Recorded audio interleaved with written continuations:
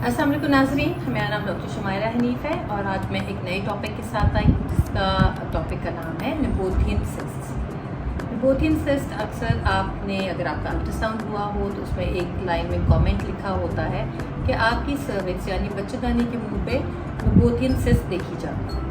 या कभी कभी आपके डॉक्टर जब आपका अंदरूनी मुआयना करते हैं तो वो कमेंट करते हैं कि आपके बच्चेदानी के मुंह पे छोटे छोटे बम्प्स हैं या छोटे छोटे सिस्ट नज़र आ रही है जिसको हम निबोथियन सिस्ट कहते हैं। आज हम इसके बारे में बात करते हैं कि निबोथियन सिस्ट क्या चीज़ है, क्या ये हार्मफुल है, ये क्यों बनती हैं, इसकी क्या ट्रीटमेंट है। तो सबसे पहले कि निबोथियन सिस्ट क्या होती है। अगर आप अपने यूट्रस की एनाटमी समझें तो यूट्रस का जो मुंह होता है उसको हम सर्विक्स कहते हैं मेडिकली, आम लोग उसको कह देते हैं बच्चेदानी का मुंह। जो सर्विक्स है उसके अंदर ग्लैंड्स होते हैं, सर्वाइकल ग्लैंड्स, जिसके अंदर से सिक्रीशंस रिलीज़ करते रहते हैं। वो एक नॉर्मल चीज़ है।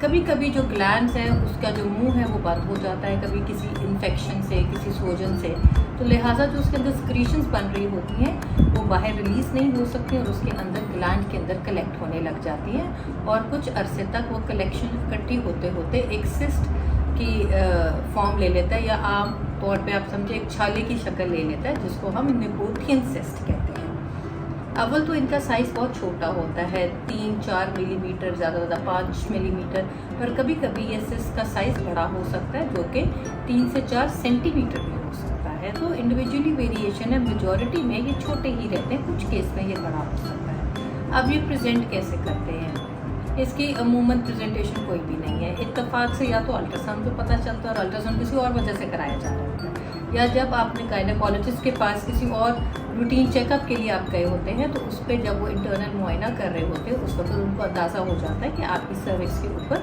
निबोथियन सिस्ट है। ज़्यादातर ये एक आध सिस्ट होती है, कभी कभी किसी में 2, 3, 4 भी सिस्ट बन सकती है। क्या ये हार्मफुल है?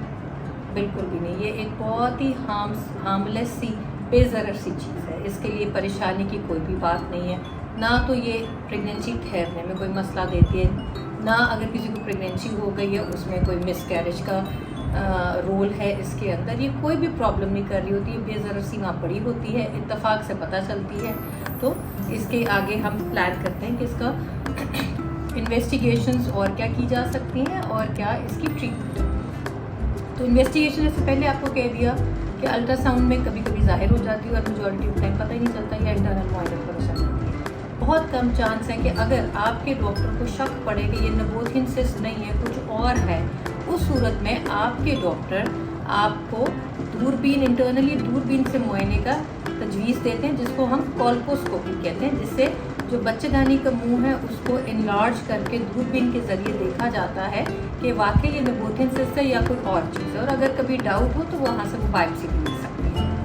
कभी कभी ये सिस्ट इतनी बड़ी हो जाती है कि उसका पानी भी हो सकता है आपके डॉक्टर समझे कि इसके अंदर से फ्लूइड को एस्पिरेट करके टेस्ट के लिए भेज दें कि क्या ये इन्फेक्टिव पानी है या इसमें कोई और मसला है। पर ये बहुत ही रेयर है कि इतने आगे तक टेस्ट की ज़रूरत पड़े। नॉर्मली अगर आपके डॉक्टर को ये लग रहा है कि ये आम निबोथियन सिस्ट है तो इसके लिए कुछ भी नहीं किया जाता। सिम्टम क्या है, पेशेंट को क्या प्रेजेंटेशन होती है, पेशेंट को तो पता ही नहीं चलता कि उसके अंदर निबोथियन सिस्ट है। ये तो इत्तेफाक से एग्जामिनेशन पे पता चलती है।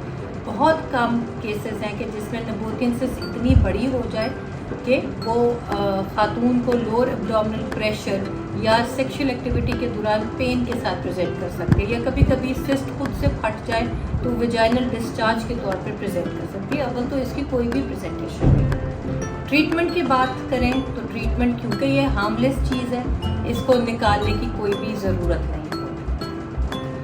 बहुत रेयर अगर ये किसी को डिस्कम्फर्ट दे रहा है, पेशेंट का बार बार कह रही मुझे जी प्रेशर पड़ रहा है, कंप्लेन कर रही है इंटरकोर्स में पेन की वजह से, उस सूरत में हो सकता है आपके डॉक्टर आपको एडवाइस करें कि इसको कॉटरी से बर्न कर दें, जिसको हम इलेक्ट्रोकॉटरी कहते हैं या आम ज़बान में सर्वाइकल कॉटरी कहते हैं। उससे ये जो बॉयल सा है या छाला सा बना होता है उसको बर्न कर देते हैं और वो उसका पानी निकल जाता है, जो सिस्ट है वो रप्चर कर जाती है।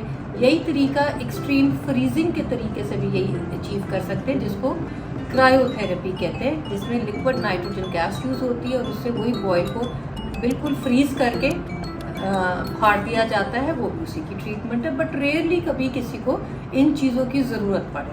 अव्वल वो वहाँ पड़े रहते, इसको कुछ भी नहीं करते, हो सकता खुद ही टाइम के साथ हट जाए, ख़त्म हो जाए, पर इसके लिए सर्जरी कराने की कोई भी ज़रूरत नहीं है। तो आज का टॉपिक निबोथियन सिस्ट के बारे में था कि एक तो ये हार्मलेस सी चीज़ है, ये कोई भी सिम्टम प्रेजेंट नहीं करती। अगर आपके डॉक्टर को एग्जामिनेशन में पता भी चल गया या आपको अल्ट्रासाउंड से भी पता चल गया तो इसमें परेशानी की कोई भी बात नहीं है। ये बिल्कुल नॉर्मल फिनोमेना, पड़ी है तो पड़ी रहे।